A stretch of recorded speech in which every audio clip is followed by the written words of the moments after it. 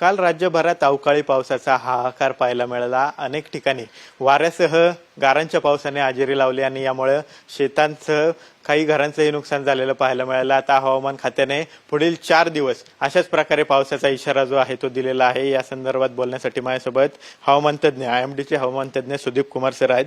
Sudeep Kumar sir, कशामुळे हा पाऊस पडतोय आणि पुढची 4-5 दिवस कशी पावसाची परिस्थिती राहणार आहे? जी कल महाराष्ट्र स्टेट का बहुत सारा जिलों में ओलावृष्टि के साथ बारिश हुआ था और आज का सिस्टम देखेंगे तो यूपी से तमिलनाडु तक एक कमी दबाचा एक पट्टा जिससे एक ट्रफ बना हुआ है और ऊपर से उत्तर पश्चिम दिशा से डायरेक्शन से 2 वेस्टर्न डिस्टर्बेंस अभी एक जो एक्टिव है, उसके बाद उसके पीछे एक दूसरा भी आ रहा है. तो ये सिस्टम्स के असर में नेक्स्ट 5 डेज के लिए, जैसे अगले 5 दिन के लिए महाराष्ट्र में, मध्य महाराष्ट्र, मराठवाड़ा, विदर्भा रीजन में थंडरस्टॉर्म और तेज हवा, लाइटनिंग और मेनली ओलावृष्टि के साथ मेनली 3 दिन के लिए और 5 दिन के लिए एक्चुअली रेनफॉल और बारिश का एक्सपेक्टेड है.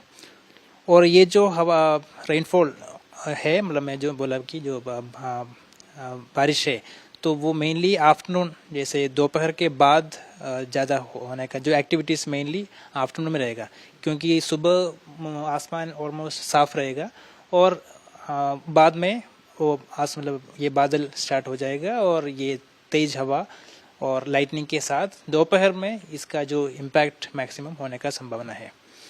इन शॉर्ट आप इस मैप पे दिखा सकते हैं कौन कौन से जगह बारिश? जी, ये फिगर में आप मैप में आप देख सकते हैं कि कोंकण एरिया में मेनली 4 दिन के लिए येलो अलर्ट दिया हुआ है, जो कोंकण अलर्ट का जो जिलों में.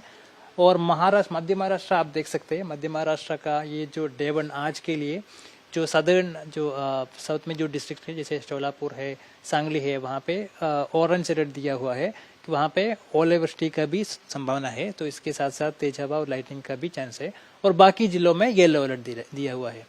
और इवन इधर भी आप देख सकते हैं जो प्रभानी, हिंगोली, नांदेड़ में भी ऑरेंज अलर्ट दिया हुआ है और बाकी जिलों में येलो अलर्ट दिया हुआ है. और विदर्भ मेनली विदर्भ, मध्य महाराष्ट्र, मराठवाड़ा, विदर्भा में.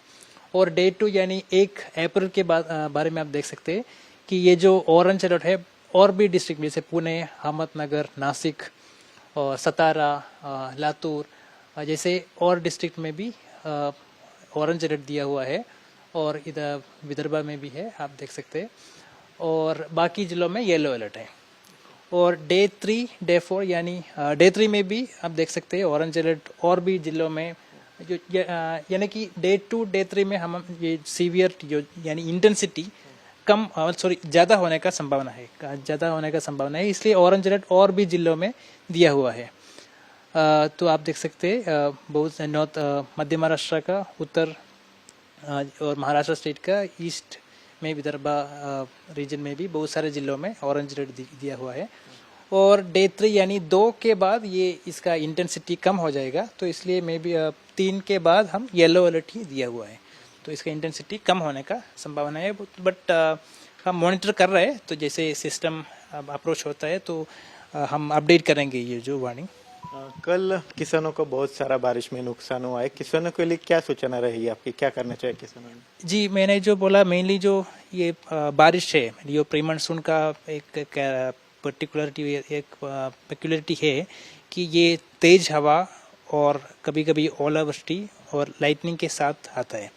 तो मेनली ये ओले के वजह से बहुत नुकसान आ सकता है, जैसे एग्रीकल्चर में. और इसलिए जो मैच्योर क्रॉप्स का जो भी हार्वेस्टिंग है, तो वो उसका मतलब पहले, मतलब मैं बोल कि दोपहर के बाद ही मेनली जो इंटेंसिटी वो ये बढ़ेगा, तो उसके पहले ही वो सेफ जगह पे रखना चाहिए. और कुछ लूज स्ट्रक्चर्स है, यानी लूज प्लांट्स वगैरह है, तो वो भी उसका भी क्या है असर हो सकता है, क्योंकि तेज हवा के वजह से हो सकता है. और हम ये जो कैटल्स वगैरह है, तो ये लाइटनिंग का भी इम्पैक्ट हो सकता है. तो ओपन एरियाज में नहीं रहना है, जो और पेड़ में, जैसे ओपन एरियाज में पेड़ वगैरह है तो उसके नीचे भी वो खतरा हो सकता है। तो मेनली सेफ कस्टडी में मतलब इंडोर में रहना है मेनली, जो लाइटनिंग ये जो थंडरस्टॉर्म के टाइम में वही इम्पैक्ट मतलब प्रिकॉशन्स हम ले सकते हैं। धन्यवाद सर. तर हे होते सुदीप कुमार सर, जे IMDचे हवामान तज्ज्ञ, आणि पुढच्या 5 दिवसात पावसाची परिस्थिती काय राहील याच्याबद्दल त्यांनी आपल्याला माहिती दिल्याचं पाहायला मिळते. कॅमेरा पर्सन अभिजित पिसे सह विनय जगताप, TV9 मराठी, पुणे.